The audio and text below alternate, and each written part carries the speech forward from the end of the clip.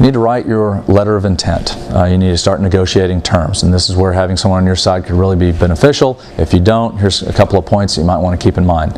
What are the acceptable uses? If you're looking to do a retail business, you're probably not going to be able to do that out of an office location.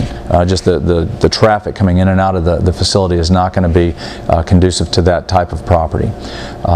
At the same time, you probably would not want to try to do manufacturing in a retail facility. Retail and office, Class A office, are very expensive, and you don't want to pay for space and use it for something that it's not meant to be used for.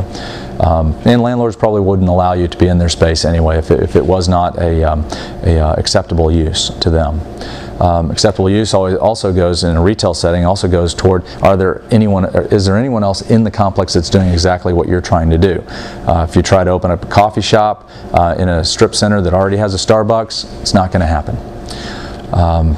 Mandatory or restricted hours. There's some retail facilities that say you have to be open a specific number of hours. You have to keep your sign lit at all times, at least dawn to dusk, or from dusk until, say, midnight.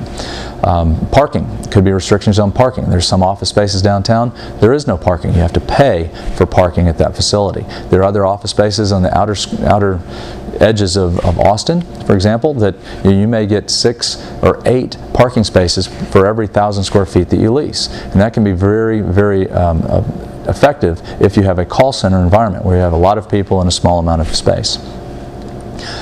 There may be restrictions on remeasuring. So keep in mind that when you walk into the space, you close the door, how much are you paying for rent? That's your space. If at a later date it gets audited and there's actually less space, they're not going to reimburse you for the rent that you've paid in up to that point.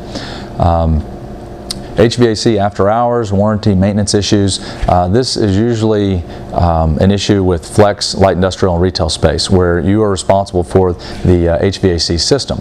Sometimes we can put the ongoing contract or the maintenance future repairs on the landlord. A lot of times they're going to want you to do that. You're the one that controls when it gets turned on, how cold you want to keep it, how hot you want to keep it. They want you to pay for that ongoing maintenance. Problem is, if it's the system's 12 years old and you're signing a 3-year lease, it's a good chance that that HVAC system is going to die in the next 3 years. And then you end up having to pay $3,000 to $5,000 or more to replace a system that you're not going to be able to take full advantage of.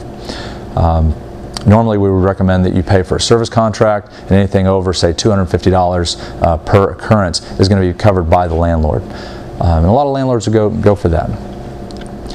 Tenant improvement. Who's going to pay for what? Is the landlord going to kick in some dollars for carpet and paint, maybe to move a wall, maybe to add a sink in the space, things that are important to you and your concept. It all comes back to the economics of the deal. How much are you paying them in rent for the term, say 3 to 5 years, and how much do they have to pay their mortgage, pay their property management?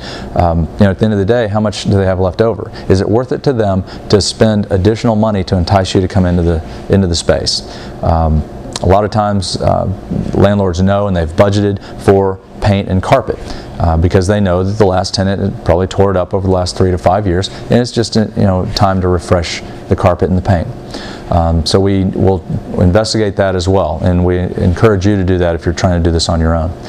Rental rates and free rent. Typically you can negotiate lower rents on the front end of a deal, maybe hockey stick it to where it's backloaded, where you pay a lower than normal rate now and allow your business time to ramp up, and then later on, 3 years, 5 years from now, the rent will increase and it will catch up to market or maybe surpass market. The problem with that is that your renewal may be based on whatever that last year that you've paid. You've essentially created what that market rate is going to be 3 to 5 years from now. If you can keep it as flat as possible, it's probably in your best interest to do so. Free rent, everything's negotiable. Right now, we can negotiate free rent with a lot of landlords. They expect it. They understand that if they don't lease it to you for 3 to 5 years, that it's still going to remain vacant. So they'd rather go ahead and give you some free rent on the front end of a deal rather than keep it vacant and just hope and pray that they get someone to sign a lease at a later date. Again, it all comes back to economics. How much free rent do they have to give you to encourage you to sign a lease for 3 to 5 years?